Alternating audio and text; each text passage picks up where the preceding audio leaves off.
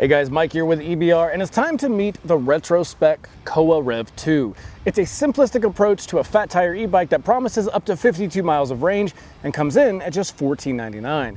Now, with e-bike prices soaring all around us, let's take a look at what you can expect to bring to the table for $1,500 in 2025 as we deep dive into the new Retrospec Koa Rev 2.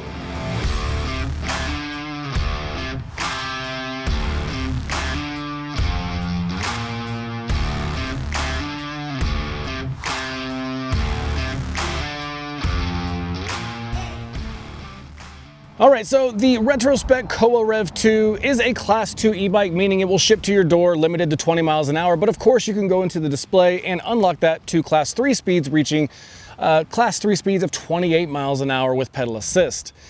Now, this bike is UL 2271 certified on the battery, and the entire bike's electrical system is certified to UL 2849 standards.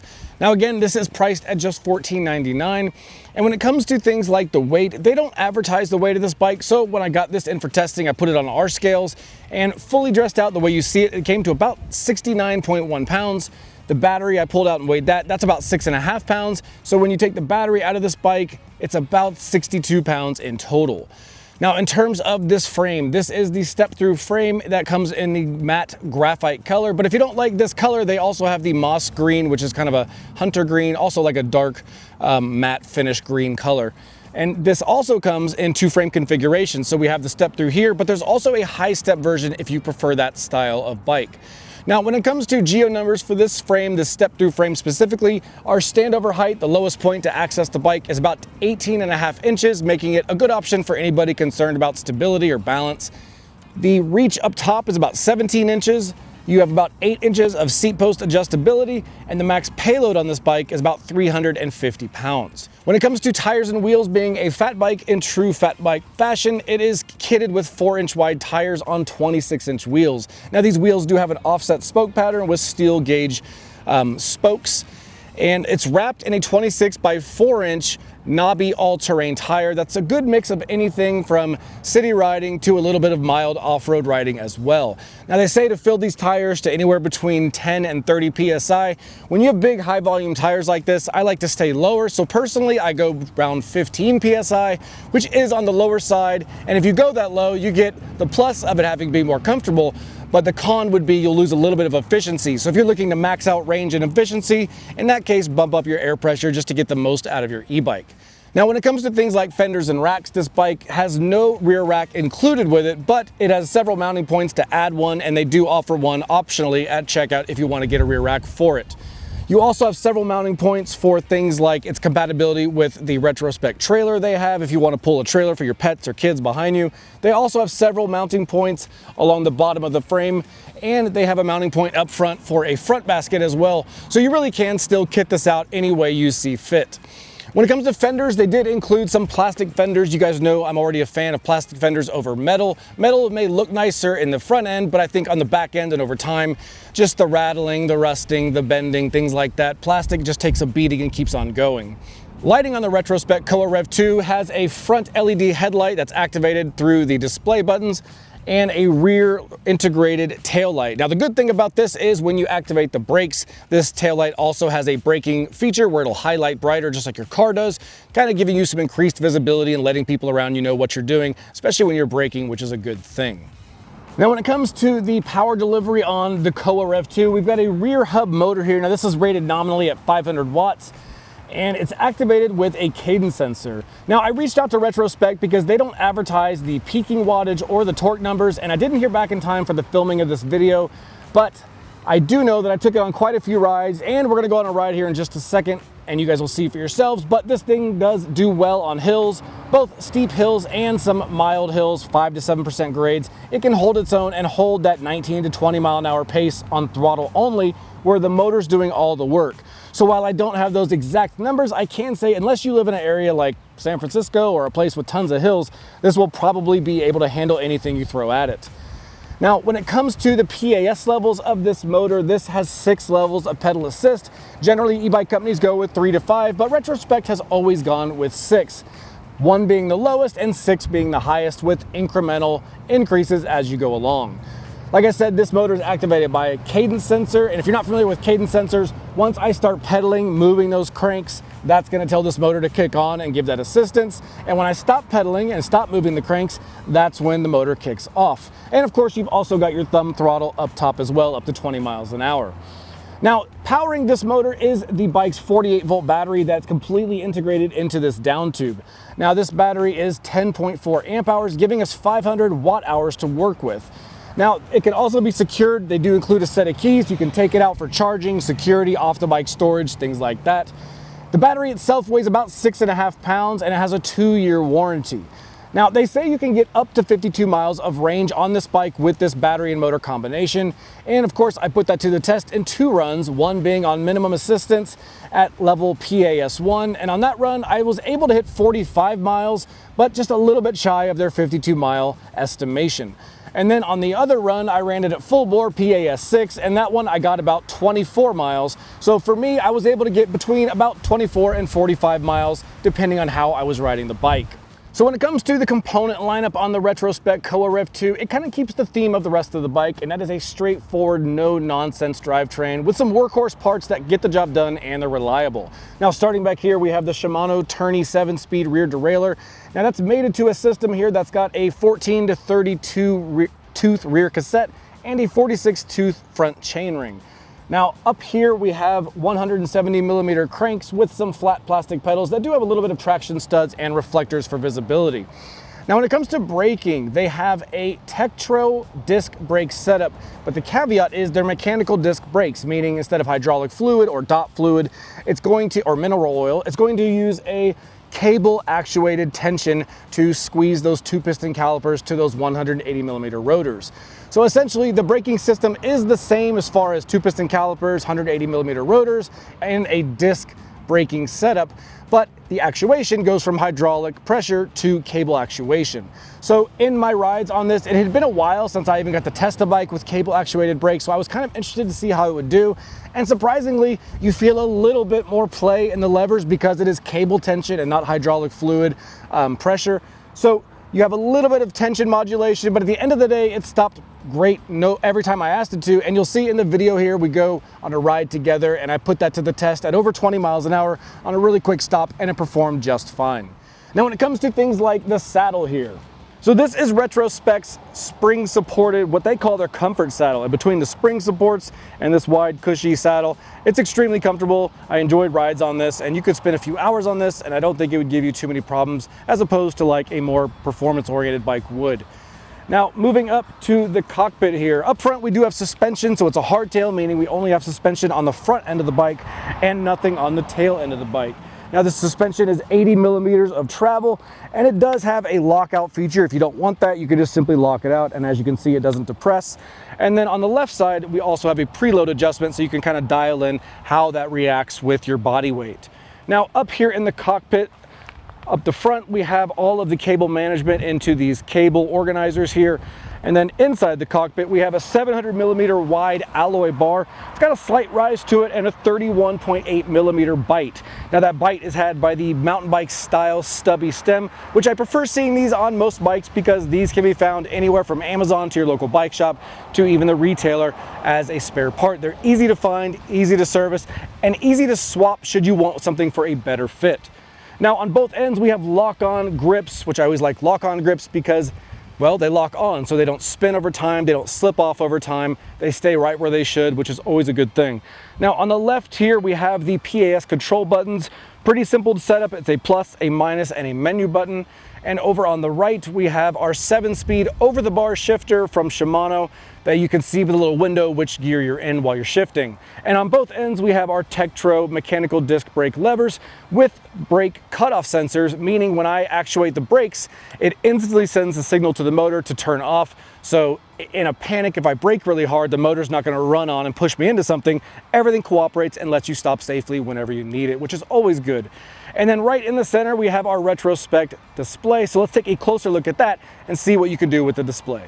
All right, guys, so this is the home screen on the Retrospec Koa Rev 2. And as you can see, kind of like the rest of the bike, it is a simplistic approach, but it gets the job done. Right here in the center, we have this black and white duotone display in an LCD format. It's big enough that I think it's good and easy to see, even in direct sunlight like we have today, and all the numbers are fairly big, which a lot of you guys will appreciate. We've had some smaller screens come in lately. So this is the opposite end where all the numbers are big and easy to read. Now up top we have the energy bar indicator, or the battery life remaining, and it's kind of on this hash mark system, and you can see we're about 80% remaining, with the parts that have left being how much we've used so far. Now in the middle we have our speed in miles per hour, but of course you can swap that to kilometers in the settings mode, which I'll show you in just a second. Down below that we have the PAS level. It's currently a PAS 6, but as I adjust with the display controls, you can see we can go to 0 with no assist, or levels 1 through 6. Below that we have our odometer, which is currently just over 100 miles, and if we tap the mode button we will get other metrics like our trip meter A, trip meter B, and back to the odometer. Now, if you want to adjust any advanced settings, there's two ways to do it. The first way is to go hold the plus and minus for 2 seconds, and you get this menu, which you need to pull out your owner's manual so you know what each of these codes mean. But to run through them real quick,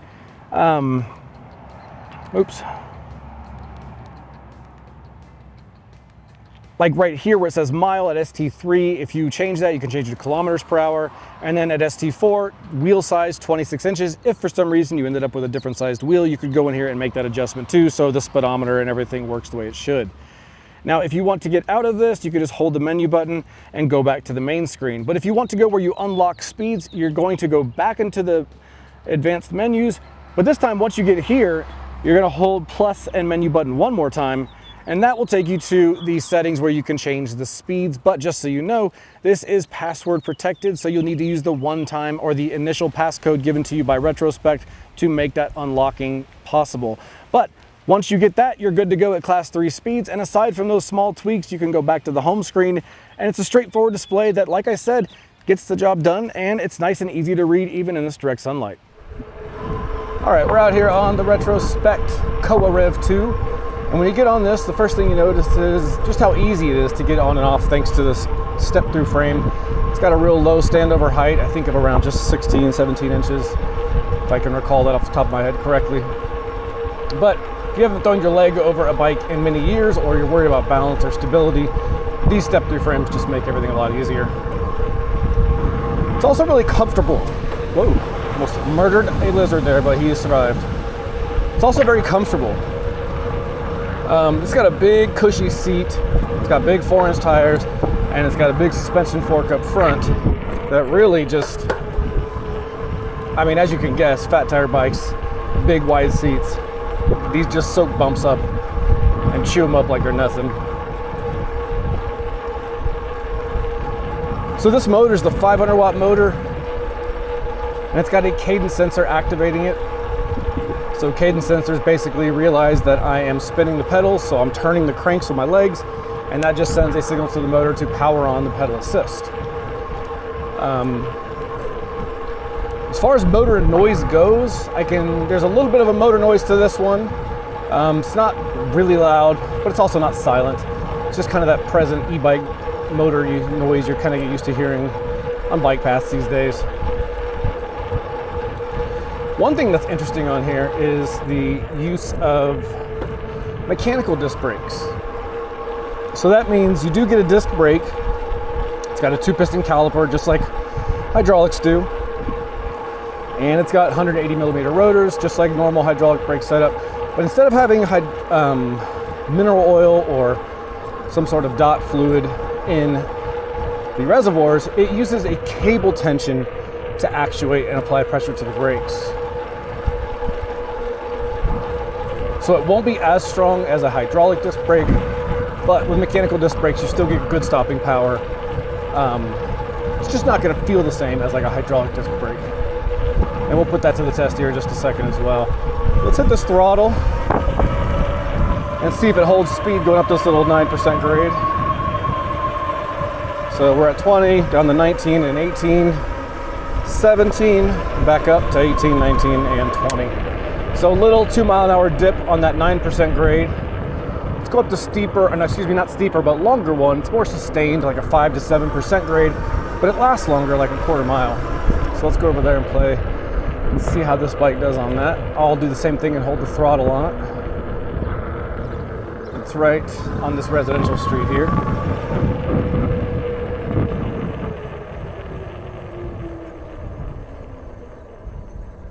So we'll stop, mark clear. All right, so I'm just gonna hold the throttle and go up the hill. So pretty measured acceleration, not really snappy, but also not slow. Just kind of an average pace up. Nice middle of the road pace. We're holding 19.6, 19.8, we're up to 20. And we're still going up this entire hill. This is about 5 to 7% the whole way up. And so we'll just keep that on and see how that holds. I haven't seen it go below 19.6 yet. And we're back up to 20. And here's the steepest part right here. Let's see what we go to. So 19.6, 19.5,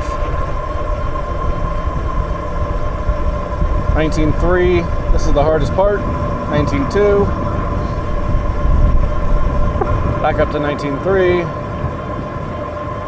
And we're starting to creep back up, 19.5. So I'll turn here in this neighborhood. So yeah, held its speed really well on that incline. So no trouble with hills. It definitely didn't whimper out at all, and it didn't feel like it was struggling, which is a good sign. Let's go down the hill and we will check out these brakes. So this is something we don't see too often anymore. We used to see them a lot, but not as much these days. And that is the use of mechanical disc brakes. So it's a bit more typical these days to see hydraulic disc brakes. They do have better stopping power. But let's see how these mechanicals do. We'll get this bike going to about a little over 20 miles an hour, and I'll just hit the brakes. We'll do kind of a quick stop, see how long it takes for the bike to stop. So we're at about 20. Let me get going on the downhill so we have some nice rolling mass. Really test these brakes.